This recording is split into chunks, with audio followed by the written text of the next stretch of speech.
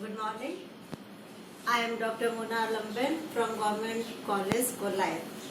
BA part first के English literature के first paper में जो फर्स्ट पोयम है वो हमारे है the seven ages of man. यह जो पोयम है, कविता है, ये विलियम शेक्सपियर की लिखी हुई है। विलियम शेक्सपियर इंग्लिश लिटरेचर का बहुत महान हस्ती हुई है। वह एक ड्रामेटिस्ट थे, पोएट थे और जिन्होंने बहुत से सोनेट्स लिखे हैं, कॉमेडीज लिखी हैं, ट्रेजेडीज लिखी हैं, हिस्टोरिकल प्लेस लिखे हैं। ये जो पोयम है यह अपने आप में पोयम नहीं है, ये एक एक्सट्रैक्ट है। It has been extracted from his famous comedy as you like it. As you like it Shakespeare की फेमस कॉमेडी थी। कॉमेडी क्या होता है? वह नाटक जिसका कि अंत सुखद होता है। ट्रेजेडी होती है जिसका अंत दुखद होता है। तो ये कॉमेडी में और इसके ये बोलने वाला स्पीकर जो है it is spoken by Jaques, melancholy Jaques के नाम से ये उस ड्रामा में फेमस है। और ये एक्ट सेकेंड सीन 7th में बोल रहा है। और ये बहुत ही ऑफ्ट कोटेड पोयम है विलियम शेक्सपियर की, जिसमें कि उसने एक फिलोसॉफिकल तरीके से मनुष्य के पूरे उम्र को अलग अलग 7 एजेस में डिवाइड किया है। तो अब हम स्टार्ट करते हैं इसको पढ़ना कि वो कहता है all the world is a stage. यहाँ पर वो कह रहा है कि जितनी पूरा का पूरा वर्ल्ड यानी कि संसार जो है it is a stage. Stage यानी कि मंच है, एक नाटक की तरह से। नाटक जिस प्रकार से एक मंच पर मंचित होता है उसी प्रकार से हमारी पूरी लाइफ जो है ये इस वर्ल्ड में ही हम प्ले करनी पड़ती है या हमको इसका मंचन करना पड़ता है। All the world is a stage and all the man and women merely players. और जितने भी इस वर्ल्ड में मैन पुरुष हैं या वीमेन महिलाएं हैं, मियरली मतलब होता है ओनली, मात्र, वो सब प्लेयर्स हैं यानी कि ये सब एक्टर्स हैं। सब अब किसी न किसी रूप में अपना अपना रोल अदा करने वाले नाटककार हैं। और इसीलिए इसने यहाँ पे जो एक फिगर ऑफ स्पीच होती है जिसे कि हम कहते हैं मेटाफर। मेटाफर वो होता है जिसमें कि दो चीजें की तुलना की जाती है और कभी कहता है कि ये चीज दूसरी है। जहाँ कभी ये कहता है कि ये लाइक है, उसके समान है, वहां तो हम कहते हैं सिमिली है। हमारे इंग्लिश में बहुत ही फेमस चीजें हैं जिसमें कि सिमिली है, जिसमें भी कंपैरिजन होता है, लेकिन इसमें कभी क्या है लाइक, सो, एज इत्यादि का प्रयोग करता है। और जो मेटाफर होता है, मेटाफर को हम कह सकते हैं कि ये इनडायरेक्ट कंपैरिजन होता है। इनडायरेक्ट होता है क्योंकि कभी ये नहीं कहता कि ये उसके जैसा है, वह केवल ये कह देता है कि ये वो चीज है। जैसे वो ये नहीं कहता कि संसार is the world is like a stage. अगर वो लाइक अ स्टेज कहता तो हम कहते कि यहाँ पे कवि ने सिमिली यूज किए। वो कह रहा वर्ल्ड इज अ स्टेज कि संसार तो है ही एक स्टेज, इसलिए हमने कहा है कि यहाँ पे कवि ने ये मेटाफर यूज किया है। और यहाँ पे सभी पुरुष और स्त्री जितने भी हैं उनकी तुलना एक्टर से की है, प्लेयर से की है। और इसी कंपैरिजन को आगे बढ़ाता हुआ कहता है कि दे यानी कि ये मैन एंड वीमेन ये हैं, इन सब के अपने अपने हैव देयर एग्जिट्स मतलब उनका वहां से डिपार्चर होता है, वो वहां से चले जाते हैं, एंड देयर एंट्रेंसेस और उनकी प्रवेश होता है। मतलब जिस प्रकार से मंच पर पात्र जो होते हैं वो आते हैं, प्रवेश करते हैं यानी कि एंटर करते हैं, और जब उनका रोल पूरा हो जाता है तो वहां से प्रस्थान कर लेते हैं यानी कि वो एग्जिट कर लेते हैं। तो जितने भी पुरुष और स्त्री हैं वो सब आते हैं, एंटर होते हैं और एग्जिट हो जाते हैं। And one man in his time, और प्रत्येक व्यक्ति अपने समय में प्लेस, वो प्लेस का मतलब खेलना नहीं है, मतलब कि वो अदा करता है, रोल प्ले करता है, एक्टिंग करता है, मैनी पार्ट्स, कई रोल की, कई भूमिकाओं को वो इसमें मंचन करता है। हिज एक्ट्स, और उसके जितने भी, जिस प्रकार से नाटक में अलग अलग एक्ट होते हैं इसी प्रकार से जीवन में भी मनुष्य के कई एक्ट होते हैं। और उसने बताया कि इसमें कितने होते हैं, 7 एजेस होती हैं। जैसे कि पोएम का टाइटल भी है 7 एजेस ऑफ मैन। तो हर मनुष्य, हर पुरुष और हर स्त्री को 7 रोल अपने जीवन में अदा करने पड़ते हैं।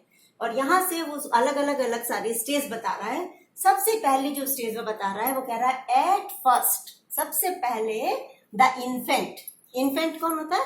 बहुत वेरी स्मॉल चाइल्ड, जो कपड़ों में लिपटा हुआ बिल्कुल शिशु होता है, वो पहले जैसे वो आया है उस दुनिया में, तो उसको सबसे पहले किसका रोल अदा करना पड़ेगा? इन्फेंट का करना पड़ेगा, जो कि mewling and puking in the nurses arm, वो क्या करता है? क्राइंग करता है और प्यूकिंग, वॉमिटिंग करता है, और नर्स जो उसको आया होती है उसकी आंख से उसके हाथों में होता है, और वो केवल रोता है और दूध जो पीता है वो उल्टी करता है, वॉमिटिंग करता है। ये इस प्रकार से उसकी फर्स्ट स्टेज बीत जाती है। धीरे धीरे वो ग्रो अप होता है, और ग्रोन अप होने के साथ साथ वो सेकेंड एज में आता है। सेकेंड एज में आता है, आने पर उसको स्कूल जाना पड़ता है। तो यहाँ पे कह रहा है and then the whining school boy, whining मतलब कि अनविलिंग, उसकी इच्छा नहीं होती स्कूल जाने की, कंप्लेनिंग, शिकायत करता हुआ अनिच्छा से वो स्कूल बॉय बन जाता है, स्कूल गोइंग बॉय बन जाता है विद दिस सेचल। सेचल होता है स्कूल बैग, जिसमें कि बच्चे अपनी किताबें, टिफिन वगैरह लेके जाते हैं। तो वो स्कूल बॉय जो होता है वो अपना सेचल लेके जाता है। एंड शाइनिंग मॉर्निंग फेस, सुबह सुबह बच्चों के फेस पर बहुत ही फ्रेशनेस होती है, उसका चेहरा चमक रहा होता है, लेकिन अंदर से उसकी इच्छा नहीं होती। शिकायत, स्कूल में ये होता है वो होता है, तो कंप्लेनिंग करता हुआ बच्चा आगे जाता है, और क्योंकि इच्छा नहीं है तो बहुत धीरे धीरे चलता है। कैसे चलता है? क्रीपिंग, क्रीपिंग मतलब होता है रेंगना। कैसे रेंगता है? लाइक स्नेल, स्नेल होता है घूंगा। अब यहाँ पे जैसे लाइक आया है, यहाँ पे कंपैरिजन उसने इस स्कूल गोइंग बॉय का किसके साथ किया? स्नेल के साथ। तो जब लाइक आ गया तो हम कहेंगे यहाँ पे कवि ने सिमिली यूज की है। तो वो स्नेल की तरह से धीरे धीरे रेंगता हुआ सा अनविलिंगली, बिना इच्छा के वो स्कूल जाता है। तो सेकेंड एज उसकी यही है कि उसको स्कूल में ही सारा समय व्यतीत करना पड़ता है। अब स्कूल जाते जाते वो थोड़ा और बड़ा हो गया, यंग हो गया, युवा हो गया, तो वो एक लवर बन गया। ज्यादातर जो युवा व्यक्ति होते हैं वो फिर वो प्यार करने लग जाते हैं, यंग एज आ जाती है तो। एंड देन द लवर, फिर वो लवर, प्रेमी की रोल अदा करता है। साइंग लाइक फर्नेस, यहाँ फिर लाइक का प्रयोग हुआ है, और फिर कवि ने सिमिली को यूज किया है और कह रहा है साइंग साइंग का मतलब आहे भरता है। कैसे? फर्नेस, फर्नेस होती है भट्टी, आग में जैसे भभक भभक कर धधक धधक कर जलती है, ऐसे ही वो प्यार में आहे भरता है भट्टी के समान। विद ए वोफुल बैलेड, और अपनी प्रेमिका की याद में वो फुल मतलब दुख भरा, मेलनकली, बैलेड का मतलब होता है सॉन्ग, गाना। वो एक दुख भरा गाना तैयार करता है, मेड जो तैयार किया जाता है टू हिज मिस्ट्रेस। मिस्ट्रेस मतलब होती है बिलवेड, बिलवेड यानी कि प्रेमिका। उसकी आईब्रो के चेहरे पे, उसके फेस की सुंदरता के बारे में वो बैठा बैठा सॉन्ग तैयार करता है, उसको गाता है, और प्रेमिका से मिलने के लिए दुखी होता है, और इसलिए वो इस प्रकार से अपने सॉन्ग तैयार करके अपने प्रेम की अभिव्यक्ति करता है। ये उसकी थर्ड स्टेज हुई है। और फिर ये एज भी पास हो जाती है, और अब वो थोड़ा और बड़ा होता है तो फिर वो सोल्जर बन जाता है। देन अ सोल्जर, सोल्जर कौन होता है? सैनिक, सैनिक बन जाता है। और फिर अब इसमें जोश आ जाता है, फुल ऑफ स्ट्रेंज ओथ्स, उसमें खूब अलग अलग तरीके की वो कस्में, प्रतिज्ञाएं लेता है। एंड बियर्डेड, और अपनी दाढ़ी बढ़ा लेता है, बियर्ड लाइक द पार्ट। फिर लाइक आया है, पार्ट का मतलब लेपर्ड, तेंदुआ की तरह से बड़ी सारी दाढ़ी बना लेता है, और इतना ज्यादा ऑनर के बारे में जेलस होता है कि उसको लगता है मैं सारा सम्मान मैं ले लूं, किसी से कहीं झगड़ा करना हो तो मैं अपनी बहादुरी दिखा दूं। तो इसलिए जेलस इन ऑनर, ऑनर मतलब सम्मान प्राप्त करने के लिए। एंड सडन, और बहुत ही क्विक हो जाता है, रैश हो जाता है। एंड क्विक इन क्वारल, झगड़ा स्टार्ट करने में। क्यों? क्योंकि सीकिंग यानी कि सर्चिंग, वो तलाश में रहता है, मौके की तलाश में रहता है। द बबल रेपुटेशन, यहाँ पे मेटाफर यूज किया उसने। रेपुटेशन को कवि ने बताया कि रेपुटेशन जो मान सम्मान है, जितने भी हमारी कीर्ति है, वो सब बबल के समान है। बबल होता है बुलबुला, बुलबुला उठा तो बहुत मोटा लगा, लेकिन तुरंत ही वो समाप्त हो गया। तो वो बबल रेपुटेशन को प्राप्त करने के लिए इतना झगड़ालू हो जाता है, इतना ऑनर को प्राप्त करने के लिए जेलस हो जाता है, सोल्जर बनता है तब। और वो इस बबल रेपुटेशन को कहाँ ढूंढना चाहता है? Even in cannon's mouth, cannon होती है तोप, तोप के माउथ में, तोप के मुंह में जाने में भी उसको कोई डर नहीं लगता, क्योंकि उसे लगता है कि मेरे को कम से कम रेपुटेशन तो मिल जाएगी। इस प्रकार से उसकी नेक्स्ट एज ये सोल्जर वाली पे समाप्त होती है, और अब वो नेक्स्ट एज पर आता है। एंड देन द जस्टिस, फिर वो जज बन जाता है। जज बन के, उस समय एलिजाबेथन टाइम का है ये हमारा कवि, और उस समय जजेस पर बहुत ज्यादा ये आरोप लगाए जाते थे कि ये लोग रिश्वत खाते हैं। जिसको भी अपने निर्णय पक्ष में लेना हो, वो जस्टिस को जाकर के रिश्वत देते, ब्राइब देते, ब्राइब बोलते हैं इंग्लिश में। तो इन फेयर राउंड बेली, और खूब अच्छा खाना पीना करके रिश्वत ले करके, तो कह रहा है कि अब वो क्या है, बड़े मोटे हो जाते हैं। तो फेयर राउंड, बड़े सारी बेली मतलब स्टोमक, पेट बहुत सारा बड़ा हो जाता है। विद गुड कैपन लाइंड, कैपन होता है फैटेंड चिकन, उनको लोग बाग खूब गिफ्ट देते हैं, और वो ले करके क्या करता है, लाइंड पॉकेट में, अपने कोट के जो अस्तर वाली अंदर जो पॉकेट होती है उसमें डाल लेता है, चुपके चुपके ब्राइब लेता है, और खा खा करके इतना मोटा हो जाता है। और दिखने में कैसा होता है, बिल्कुल स्ट्रिक्ट और बहुत ही रॉबीला। तो विद आईज सिवियर, आंखें उसकी बहुत ही स्ट्रिक्ट होती हैं, and beard of formal cut. और अब वहां पे तो लेपर्ड की तरह से थी जब सोल्जर था वो, यहाँ पे अब उसने बिल्कुल फॉर्मल कट की, वो डिजाइन की, एक अपनी दाढ़ी बना के रखता है, और full of wise sauce. Sauce क्या होती है, सेइंग्स, मैक्सिम्स, कहावतें, लोकोक्तियां, जब अपना जजमेंट देते हैं ना तो सारी वाइज होती हैं, बुद्धिमत्ता से भरे हुए वो बहुत सारी लोकोक्तियां, कहावतों को इस्तेमाल करता है। एंड मॉडर्न इंस्टेंसेस, और वो इसमें आधुनिक उदाहरण भी देता है। एंड सो, और इस प्रकार से ही प्लेज हिज पार्ट, इस प्रकार से मनुष्य जो है वो अपनी पांचवा स्टेज का, पांचवा जो उसका एक्ट है, वो इस प्रकार से अपना पार्ट को, अपनी भूमिका को अदा करता है। नेक्स्ट जो है वो द सिक्स्थ एज पे आ जाता है।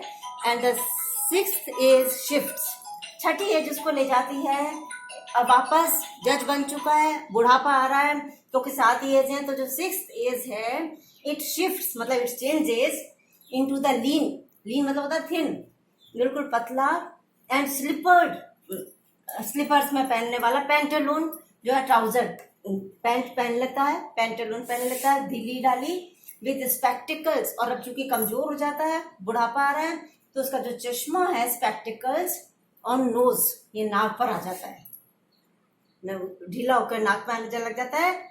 और एंड सारी जो उसकी स्मार्टनेस थी, स्ट्रिक्टनेस थी, वो अब समाप्त हो रही है। और जो उसका पाउच होता है, एक बैग सा होता है, वो अपने साइड में लटका लेता है।